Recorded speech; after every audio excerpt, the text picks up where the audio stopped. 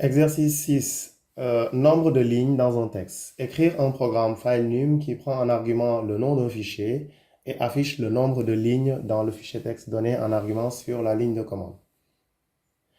Donc, le but de cet exercice, c'est de montrer le traitement des données ou le traitement des données dans un fichier texte où l'unité de traitement, c'est la ligne. Avec fgetC et fputC, l'unité de traitement, c'était le caractère. Là, c'est une ligne, donc on va juste compter le nombre de lignes.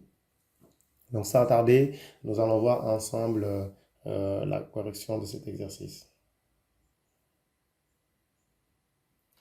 Alors, nous allons traiter le développer ou programmer ou créer le programme FileNum qui prend en argument le nom d'un fichier et affiche le nombre de lignes dans le fichier. Alors, j'ai anticipé un peu. Donc là, vous avez le nom, ça doit être filenum.exe et le nom du fichier. Donc, il y a un argument sur la ligne de commande.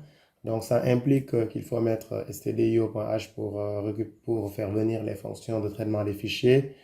Ensuite, pour indiquer au compilateur qu'on souhaite traiter les arguments sur la ligne de commande, il faut déclarer avec la signature avec deux arguments.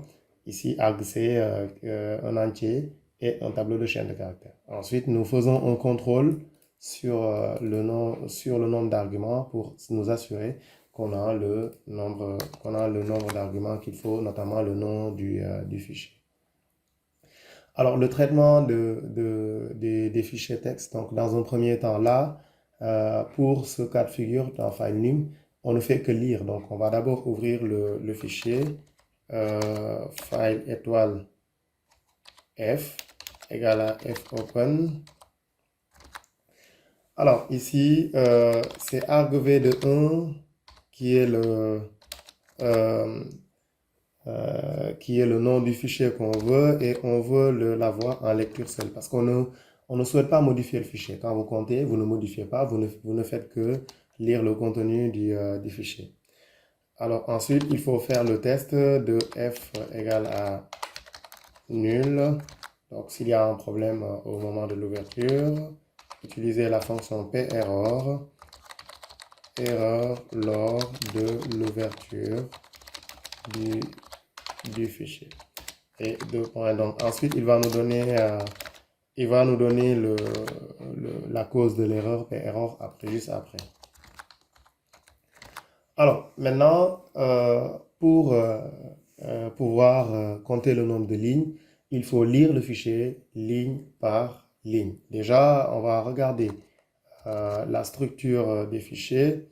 Donc, par exemple, là, j'ai un fichier qui s'appelle ville.txt.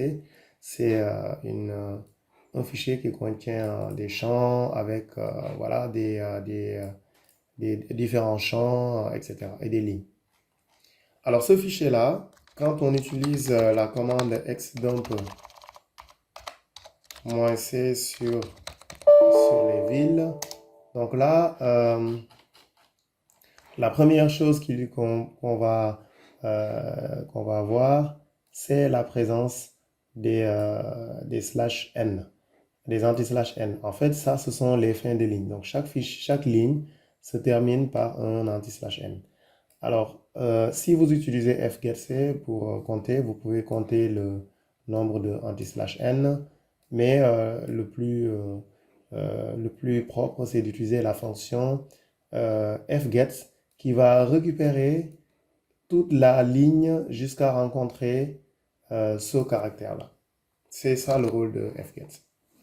Donc d'abord, il faut déclarer un buffer. Un buffer ici, ça contient une ligne, donc on considère que la taille de la ligne ne peut pas excéder 255 caractères.